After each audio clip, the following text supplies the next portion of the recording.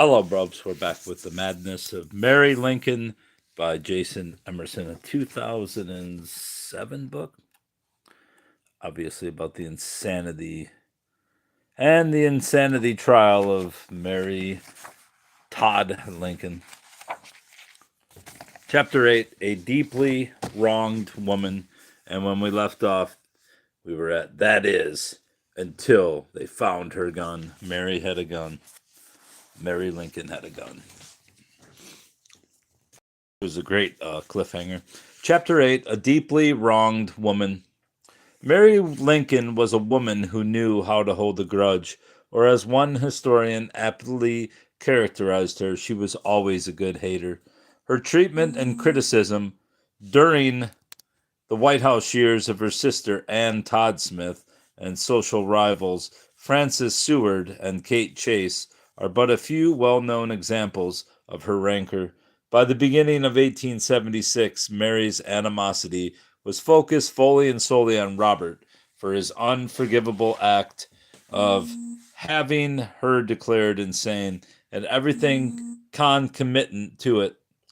Her increasing anger was paralleled by a dramatic increase in her shopping. She spent at least half of every day with dressmakers and in stores, hid the actual extent of her purchasing from her sister and brother-in-law, and instructed the merchants to do the same. But her anger toward Robert ultimately reached such an alarming and unmitigated zenith that Ninian and Elizabeth Edwards felt compelled to warn Robert that his life might be in danger. I am sorry to say that your mother has for the last month been very much embittered against you, and has on several occasions said that she has hired two men to take your life. Ninian Edwards wrote Robert in mid-January. On this morning we learned that she carries a pistol in her pocket. She says she will never again allow you to come into her presence. We do not know what is best to be done. The next day, Robert's uncle wrote that Elizabeth thought she could get the gun away from Mary. But one day later, Elizabeth suggested that Robert write to his mother and confront her about it. This would give Ninian an excuse to demand the weapon without either of the Edwardses incurring her wrath. Your uncle is perhaps unnecessarily excited upon the subject of the pistol, Elizabeth wrote in her typical attempt at conciliation. There may be danger to herself and others, she suggested again, that only the return of her bonds would alleviate. Mary's anger. Where Mary got the pistol has never been definitely proven, but it seems likely it was Tad's old revolver which Mary and Abraham had given him in 1863. Robert's reaction to the threat was surprisingly altruistic. Your letters give me great concern, not for myself, but I fear that something unforeseen may happen, he wrote. Robert added as a subtle jab at the Edwardses for their meddling. The doctors whom we consulted last spring were very urgent in expressing. Come on, just stay plugged in. Were very urgent in their expressing their opinion that no one could foretell the possible freaks which might take possession of my mother, and that she should be placed where no catastrophe could happen. Robert saw his mother's worsening spending mania and her devolution to threats of physical violence as a deterioration of her condition. He had heard from one of his Springfield friends in an unsolicited letter that his mother was making large and unnecessary purchases and incurring debts with various Springfield merchants. As these actions had worried Robert in March, they now worried him again as evidence of impending trouble. I am afraid the present situation will, as it did last spring, move from bad to worse, he wrote. If it would get better, it would relieve me from an anxiety which is overwhelming. She was removed from the care of Dr. Patterson against my judgment as to the safety of such a step, and she remains out of professional care, contrary to my judgment. No catastrophe has yet occurred, but remembering what was told me by the physicians last spring, I live in continual apprehension of it. Robert also suggested indirectly to his uncle and directly to his aunt that if his mother's condition did not improve, he might have to return her to Bellevue Place. If your influence cannot restrain her, what are we to do? He asked, suggesting that aside from the idea of the sanitarium, it was not an unpleasant place for Mary to be. Mary's agitation over control of her bonds soon subsided after her attorney told her there was no legal way for Robert to return her property until a minimum of 1 year had passed from the date of his appointment as her conservator. Her anger at Robert did not subside, however, and she carried out a previous threat to remove all items she considered her property from her son's house. On February 7th, Robert sent his mother so many boxes of her demanded possessions, paintings, household items, and books that Elizabeth Edwards complained of the clutter in her house. Robert apologized, but was undeterred in his course of accommodating his mother, even though her demands offended and hurt him. Although I considered these things as much my own as though I had bought them, I gave them to her, desiring to gratify her as far as I can, he explained. But as soon as he sent her the boxes, Mary immediately sent another letter, more than a dozen pages long, filled with more demands. Everything that we can recognize was a present at one time or another. Many things neither my wife nor I remember ever seeing. Many other dress goods and the like are worn out and forgotten. Apart from those considerations, the whole demand is so unreasonable in the light of any service that the things could be to her or that she could properly make of them in her situation, that it is plainly irrational and the emanation of an insane mind. Robert again intimated that he might have to return Mary to Bellevue Place. Despite the clamoring for Robert to return his mother's power of property, no one was willing to legally remove the responsibility of conservatorship from him. John Palmer ignored Robert's offer to resign if Palmer would take his place. Springfield banker Jacob Bunn, who suggested he would be willing to oversee Mary's finances once they were returned to her power, also was unwilling to substitute himself as conservator. Without a legal substitute and without the consent of his legal sureties to remove himself without a substitute, which he requested but did not receive, there was nothing Robert could do but await his discharge. Despite this impasse, or perhaps because of it, by mid-April Mary began getting agitated again about the return of her property. By the middle of May, Mary was threatening to bankrupt herself and depend solely on government support for the rest of her life, simply to spite Robert.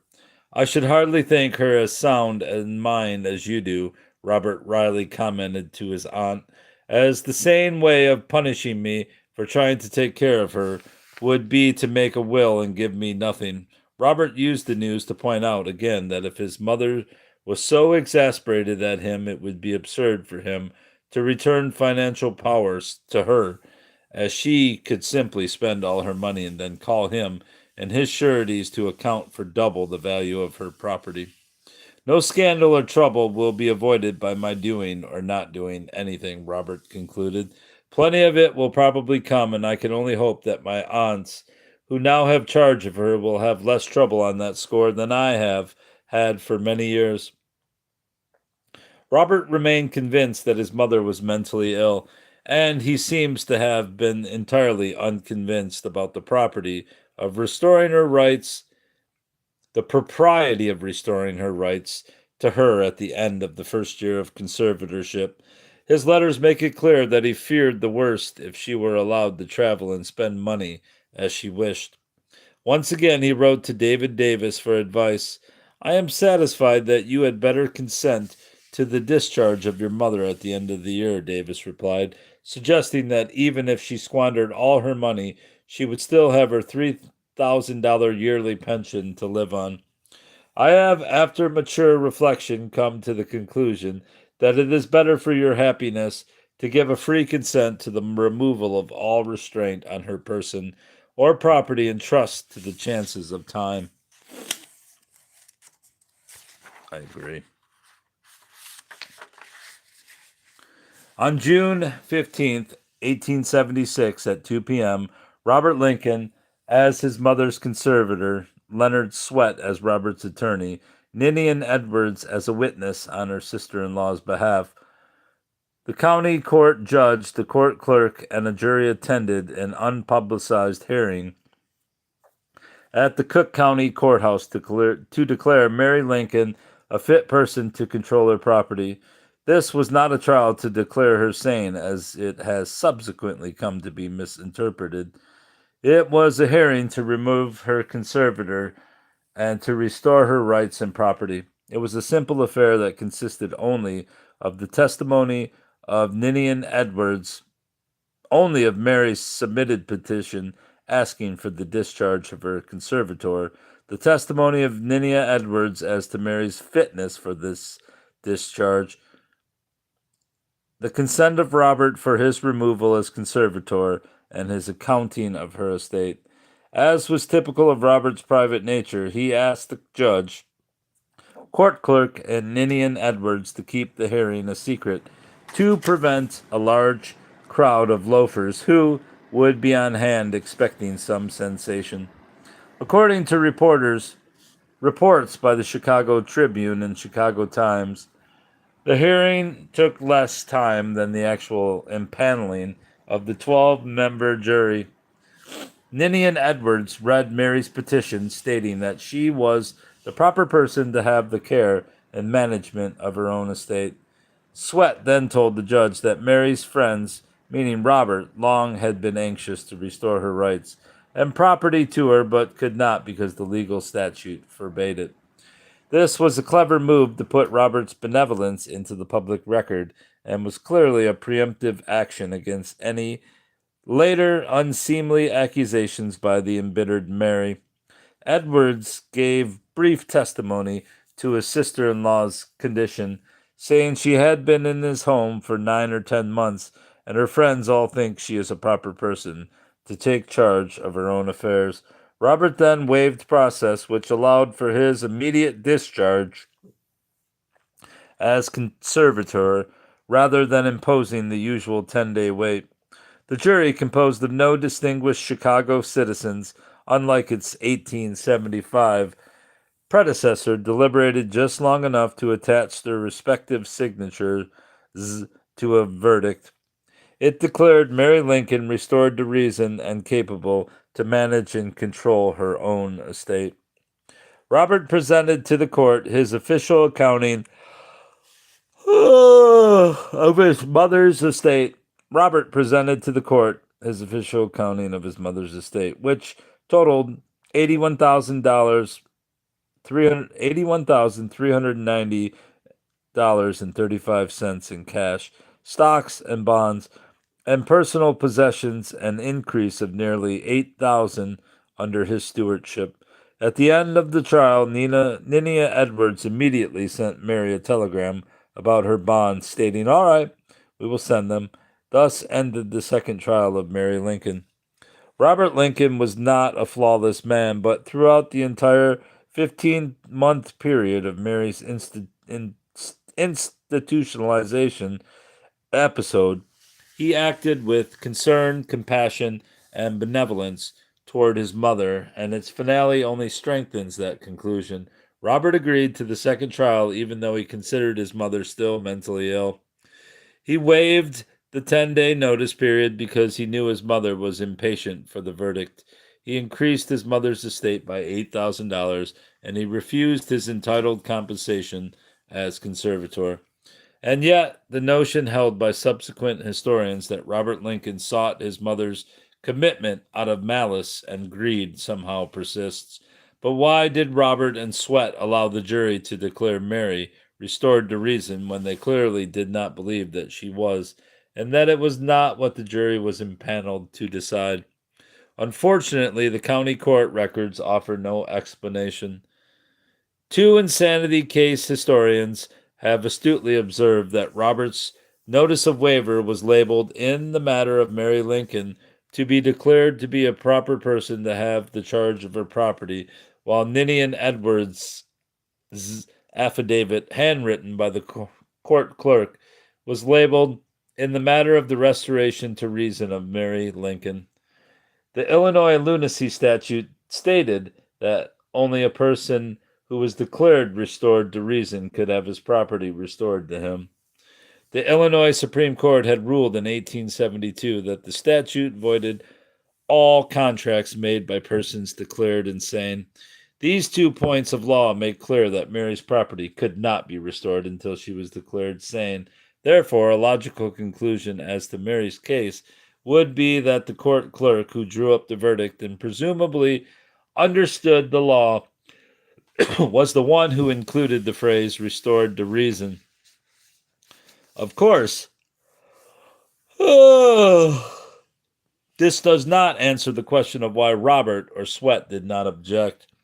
If the verdict was read aloud in court, which would have given opportunity for objection, neither the Chicago Times nor the Chicago Tribune mention anything about it. They simply state the jury returned its verdict. No subsequent letters by either Robert or Sweat ever mention anything about the wording of the verdict. Both men were, however, able attorneys, so one logical assumption is that they both understood the law and simply accepted the wording despite their personal beliefs about her condition. Yet, a letter from Ninian Edwards to Robert Lincoln just 2 days after the hearing and 1 day after newspaper reports of the hearing suggests that all parties involved in it were surprised by the jury's verdict. They were not called upon to try to question of her sanity, and I regret very much that the verdict stated that she was restored to reason, Edwards wrote. Mary was upset the day after the verdict because of that wording. Edwards stated, since it implied that she had regained the sanity that she never concluded she had lost, this only added to her angst. And her illegal emancipation and the return of her bonds did nothing to appease her anger at her son. The morning after the trial, Robert went to Springfield to personally return his mother's bonds to her. If he was hoping for reconciliation, he did not find it. Instead, he was confronted by a woman filled with rage and hate who refused to even approach him. Mary accused Robert of bringing false charges against her in order to steal her money, told him he would not be allowed to approach the rest of the family, especially his father, in heaven, and commanded him to look upon her gray hair, which he had entirely created by his actions over the past year.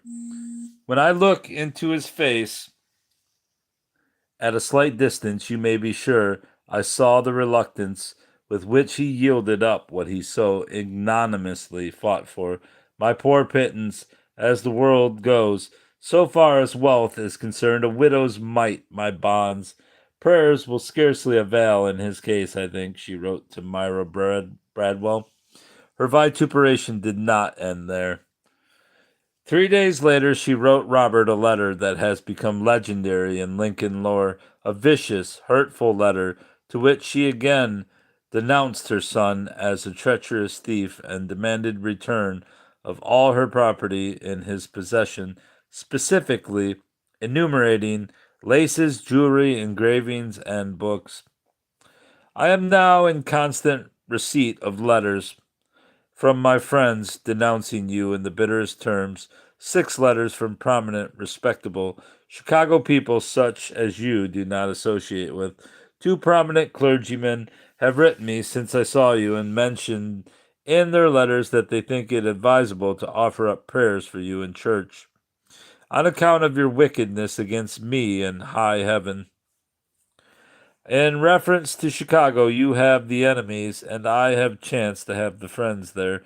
Send me all I have written, for you have tried your game of robbery long enough. On yesterday, I received 2 telegrams from prominent Eastern lawyers. You have injured yourself, not me, by your wicked conduct.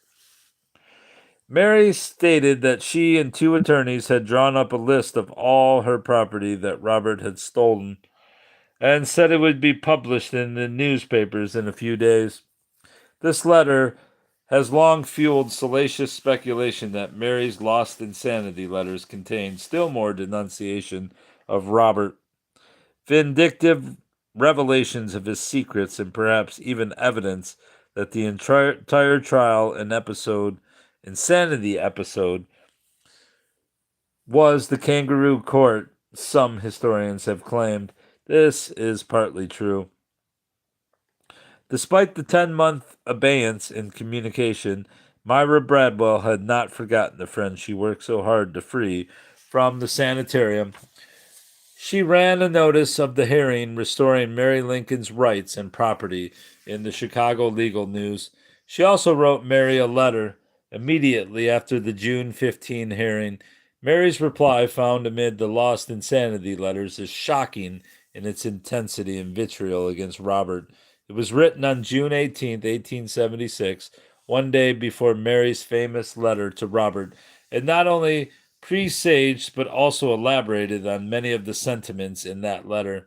Mary's intense state of mind is apparent in her clear, bold handwriting, her refusal to write Robert's name but only his initials, or to call him the young man, the profusion of words and underlines, 37 words total, some multiple times, and her repetition both of statements against Robert and requests for Myra Bradwell's assistance.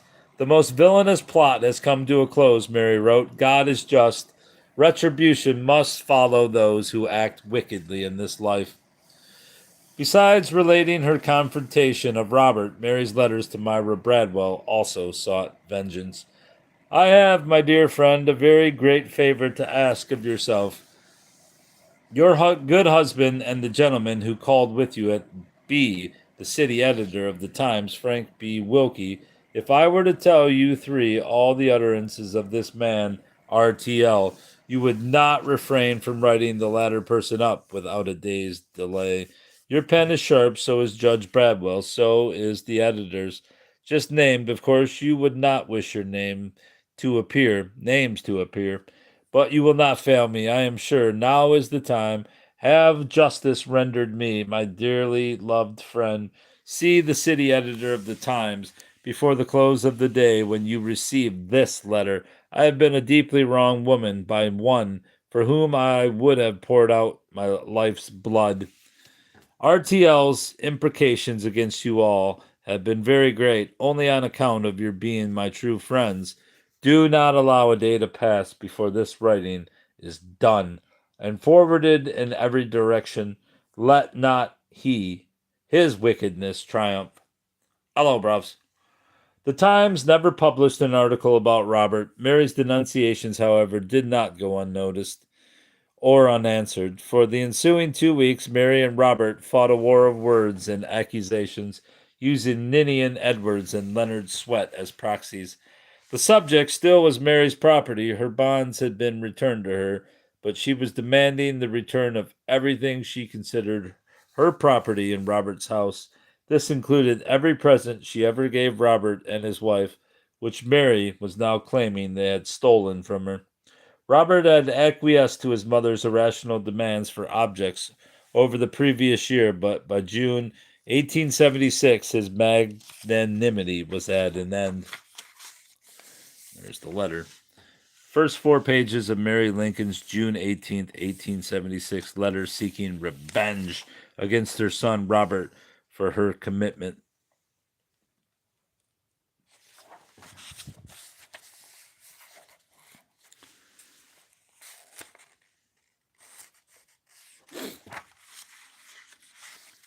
Robert showed his mother's letter to Leonard Swett, his attorney and an advisor. Swett was so incensed that he wrote a withering response to Ninian Edwards, laying out the absurdity and clear insanity of a woman who was exceedingly kind and lavishly generous to her children, gave them gifts, told them to take and use anything of hers in storage, wrote to ensure they did so, and then turned around and accused them of thievery. She now was demanding the return of those gifts, which rightfully belonged to Robert, and was threatening lawsuits and scandalous publicity. Edwards knew that Mary spent all her money on dresses and curtains, making and fitting them, then folding and placing them in her trunks, never to be removed.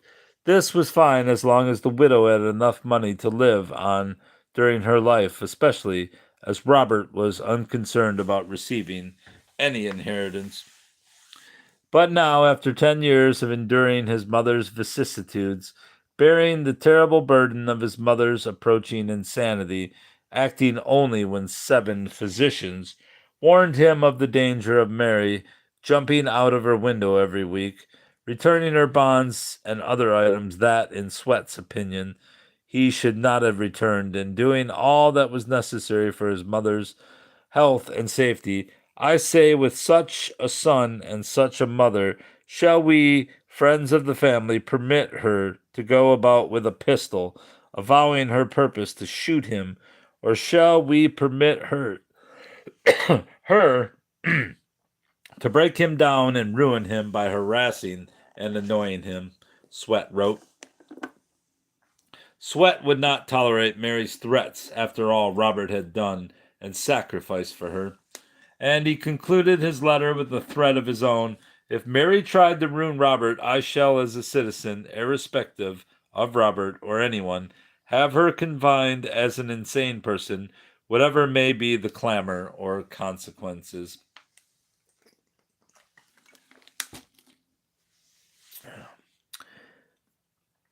Adding to Sweat's resolve, before he sent his letter, Robert received another letter from his mother demanding the return of still more property and calling him a monster of mankind. Sweat showed his letter to David Davis, who approved it. Both Ninian and Elizabeth Edwards also approved of Sweat's letter. They not only agreed with everything he wrote, but twice wrote to reassure Robert and his attorney that their nephew had their confidence and sympathy, and they never for one moment believed he had acted from selfish motives, but only for his mother's interest and happiness. Ninian also sought to lessen Sweat's accusations by saying he now had reason to believe that the story about Mary having a pistol was not true. Sweat's letter enraged Mary, and she decried it as being filled with voluminous falsehoods.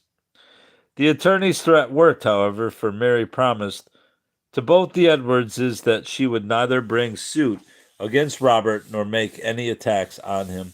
Ninian Edwards stated that all Mary wanted was the return of some paintings and a case of silverware, and Robert could keep the rest, and she planned to return to Robert a collection of Charles Dickens's work that had his name inscribed in them. This, however, still was unacceptable to Sweat. He and Robert had a long conference about his mother's demands and decided not to comply. One reason was that the items she demanded did not belong to her, they belonged to Robert. Another reason to refuse was based more on principle, namely that Mary's recent letters to Robert were such as none but an insane mother would write to her son, and plainly showed that the utter wreck of Mrs. Lincoln's mind and wounded Robert deeply. Sweat concluded, while of course, owing to her condition of mind, this unkindness is to be forgiven and forgotten, the fear of being misunderstood by strangers has induced Robert, and I think wisely in reference to the things referred to in your letters, not to return them, demanded as a matter of right, accompanied with the assertion that they were obtained improperly. Therefore, if Mrs. Lincoln shall desire these things under the terms named in my first letter, she must ask for them, recognizing the fact that they were given to her children and that they are rightly in their possession. After this, Mary stopped the demands for her possessions, although she was not happy about it.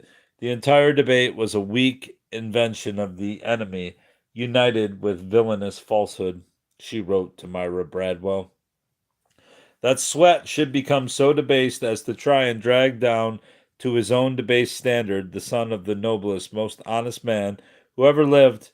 None of my treasures in the way of rich and rare presentations that were made me have been returned to me, as I truly told RTL villains could not venture to approach my dearly beloved husband in the other world. His reply I gave you. Mary's lost insanity letters reveal for the first time that there was more at stake in this argument than her possessions. There also was a matter of money as it related to her old house at 375 West Washington Street in Chicago, which she had sold to her son in April 1874 for $10,000. Robert paid no money up front, but paid a monthly mortgage to Mary, which she called rent, beginning April 27th, 1874, to be completed by May 1st, 1881. His payments, which did not include interest, began at $125 per month, but were increased to $150 at Mary's request. Robert rented out the house to various tenants. In his first letter, Sweat had claimed the house title was unclear and in litigation. Mary perceived his statement as proof of some conspiracy to deprive her of her monthly payments. She immediately wrote to James Bradwell asking him to examine the lease on the house. There is beyond question the most unmitigated villainy in the case, she wrote. That Mary suffered paranoia over losing this monthly income and a continued delusion that Robert was intent to defraud her is obvious. Besides instructing James Bradwell to investigate the matter, Ninian Edwards mentioned it to Leonard Swett twice in 2 days and also wrote Robert that Mary was afraid that he would not pay, while Jacob Bunn none too suddenly informed Robert that he now had power of attorney over Mary's bonds and the power to collect the rent. Mary twice wrote to Myra Bradwell about the house issue in July 1876, checking the judge's progress on it and execrating both Swett and Robert in the process, calling them two of the greatest scoundrels of the age. Judge Bradwell must have found nothing wrong with the title, as no other correspondence to him about it has been found. Although, according to Mary, he did not think it a good arrangement. For his part, Robert repaid every cent he owed his mother, making the final payment more than 4 months early in December 1880.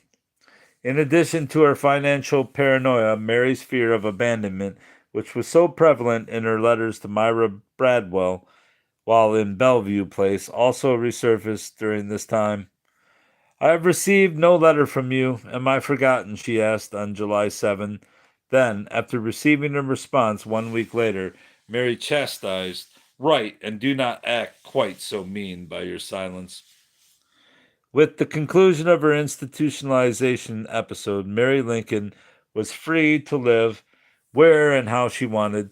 She chose to stay in Springfield, but just as after the assassination, she could not bear to be there. Not only did the place hold too many painful memories, she also felt everyone regarded her as a lunatic. "I feel it in their soothing manner," she told her sister. "If I should say the moon is made of green cheese, they would heartily and smilingly agree with me. I love you, but I cannot stay. I would be much less unhappy in the midst of strangers." 3 months after her legal release, Mary Lincoln, accompanied by her nephew, Edward Lewis Baker, traveled via Lexington and Philadelphia to New York City. There, on October 1st, 1876, she boarded the steamer Labrador and, as she had in 1868, headed for self-exile in Europe. The trip was concealed from the newspapers in order to keep it secret from Robert, whom Mary believed would stop her and possibly have her committed again, although her sister assured her he would not. According to Elizabeth Edwards, Mary's resentful nature made it necessary for her to place an ocean between herself and her son.